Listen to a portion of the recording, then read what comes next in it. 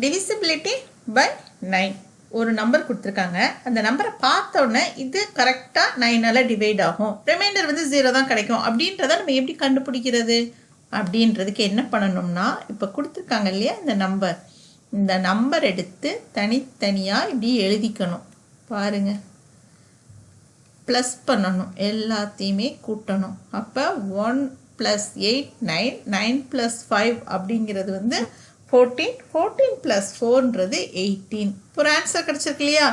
இந்த நம்பர் இப்போ இது 2 டிஜிட்டாக இருக்குது, இதையுமே நீங்கள் சிங்கிள் டிஜிட் வர்ற வரலையும் கூட்டணும். இப்போ பாருங்கள், 1 + 8 = 9. கடைசி உங்கள் ஆன்சர் வந்து 9 தான் வரும். அப்படி வந்துச்சுன்னா அந்த நம்பர் 9ஆல் கரெக்டாக டிவைட் ஆகும்னு அர்த்தம். பாருங்கள், செக் பண்ணலாமா? இப்போ ஒரு நம்பர் கொடுத்துருக்காங்க இல்லையா? இதில் ஃபர்ஸ்ட் நம்பர் 1 அப்படிங்கிறதுனால நம்ம பக்கத்தில் இருக்க நம்பரையும் சேர்த்து எடுத்துக்கிறோம். 18ல் எத்தனை 9 இருக்குது அப்படின்னு பார்த்தீங்கன்னா 2 9s are 18. இப்போ நம்ம பக்கத்தில் இருக்க நம்பர் 8ஐயும் சேர்த்து தானே எடுத்துருக்கோம். அப்போ அதுக்கு மேலே தான் நம்ம 2ன்றதை எழுதணும். அப்போ பாருங்கள், 2 9s are 18, 0. இப்போ இதை கீழே இறக்கணும். இப்போ இந்த 5 அப்படிங்கிறது 9ஐ விட கம்மியான வேல்யூ. அப்போ என்ன பண்ணணும், 5க்கு நேரம் மேலே 0ன்னு போட்டுக்கணும். போட்டுட்டு அடுத்த நம்பரையும் சேர்த்து கீழே இறக்கணும். 54.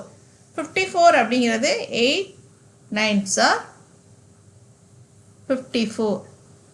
சரி, 6 9s are 54. ஓகே, இப்போ நம்ம 6 எழுதணும். 6 9s are 54.